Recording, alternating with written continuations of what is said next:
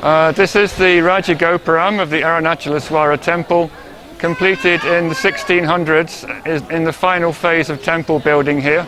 The temple hasn't expanded since.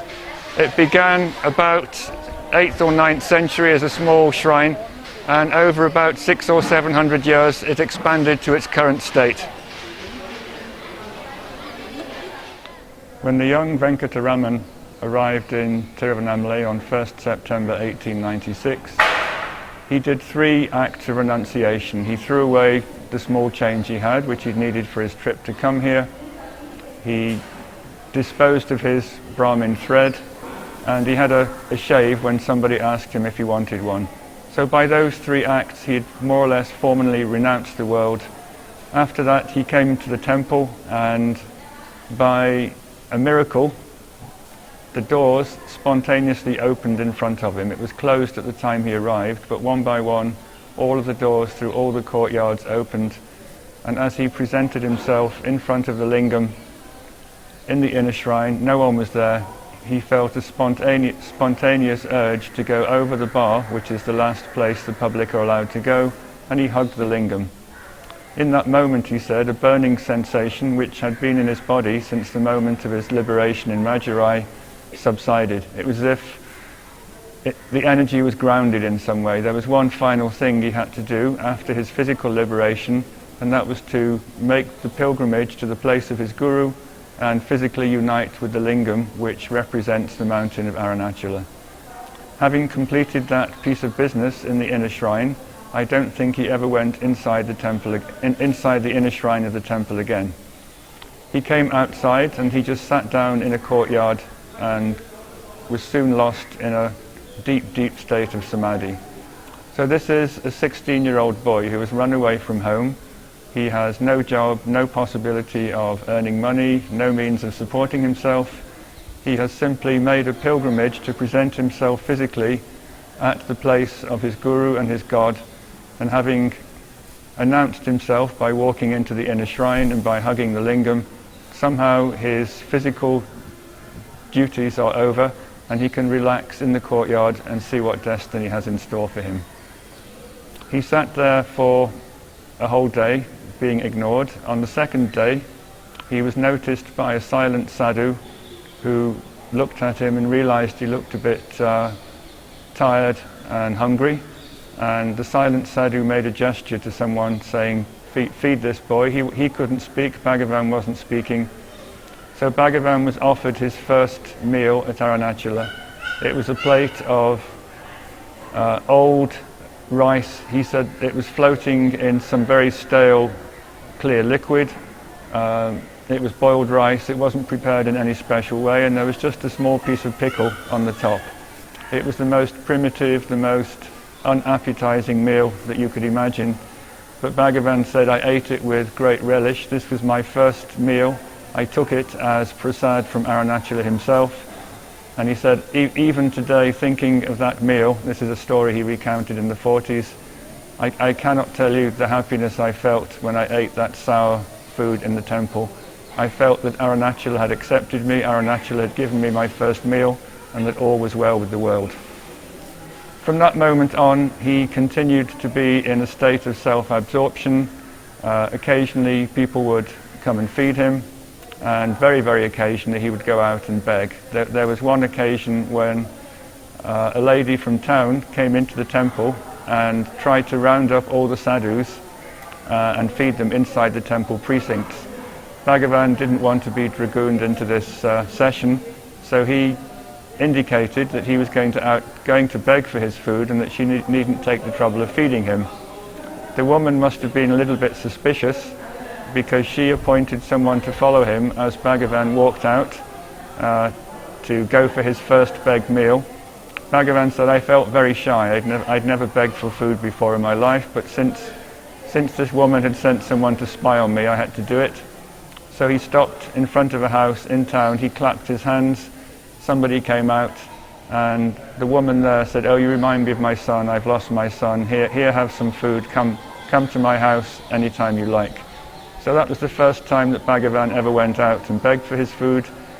The first time he ate here was about 24 hours after he came. And soon after that, he installed himself in the 1,000-pillared Mantapam, which is the larger building of which the Patala Lingam is just a corner.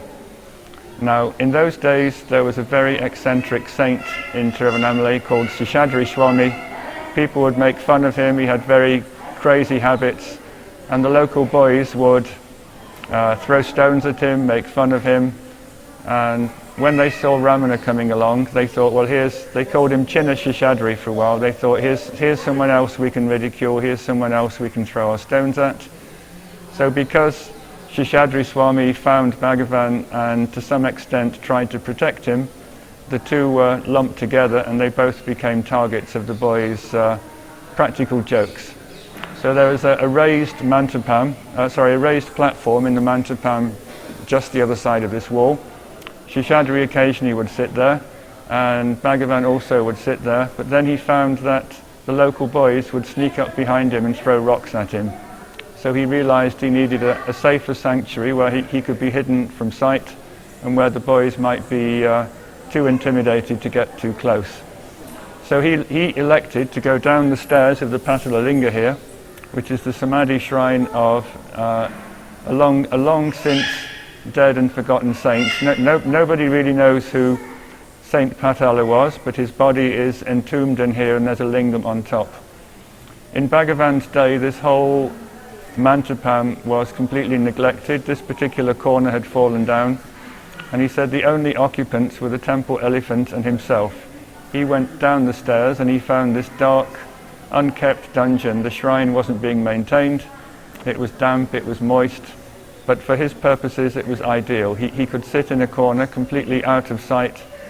So he sat there and went into a deep state of samadhi that was so deep, I think it probably lasted several days or maybe even longer.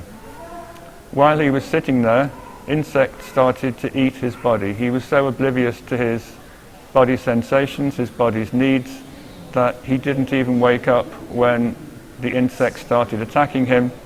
And over a period of time, the wounds, because they were in contact with the dirty floor, they became infected, they became open sores, pus formed in the wounds, and still Bhagavan was so completely immersed in the bliss of the self, he wasn't aware that his body was rotting underneath him. A woman called Ratnamal tried to feed him. She came down the stairs with some food, but nothing she said made Bhagavan acknowledge her presence. He didn't accept her food. And then she at least thought, well, if I give him a nice clean cloth, he can sit on this clean cloth, and then possibly the dirt and the insects will find it harder to get into his open wounds. So she left the cloth there. She spoke to Bhagavan and said, this food is for you, this cloth I want you to put under your body. Bhagavan completely ignored her, and when she came back later, the food was uneaten, the cloth hadn't been touched. So this is how it went on. Seshadri Swami tried to look after him, but he was more of a handicap than a help, because wherever Seshadri Swami went, there'd always be a swarm of young boys following him and throwing odd things at him just for fun. So Bhagavan has reported that when he was sitting in the Patala Linga, the boys were too scared to come down the steps to physically intimidate him, but they would throw broken pots down the stairs. He said he would hear these pots crashing, but he said they never ventured down because it was too dark and scary for them. After about 6 weeks, a man called Venkatachala Mudalia came, and he heard some noises down in the Patala Linga and was surprised to see Seshadri Swami walking up the stairs. So he said, what's going on down there? And Seshadri Swami said, there's a young boy down there, he's deeply immersed in the self, but he's in a terrible physical condition. We must do something, we must take him out. So Venkatachala Mudalia went to another part of the temple where he had a friend called Palani Swami, not the Palani Swami who later looked after Bhagavan. And he, with Palani Swami and 1 or 2 other people, went down the steps of the Patala Linga, physically picked Bhagavan up, carried him out, and put him in the Gopala Subramanya temple, which is about 50 yards that way. And all the while this was happening, Bhagavan was not even aware that he was being physically removed from the Patala Lingam shrine and relocated into a different part of the temple.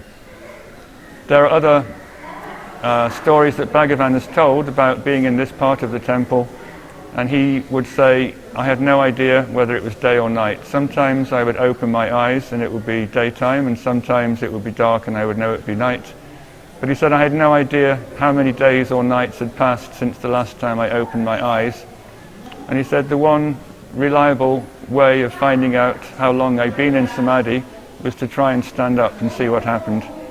And he said if I tried to stand up and my legs buckled, I would know that I'd been out for a long time, and if I could walk, he said I would guess I'd only been out for a few hours or maybe a day or two.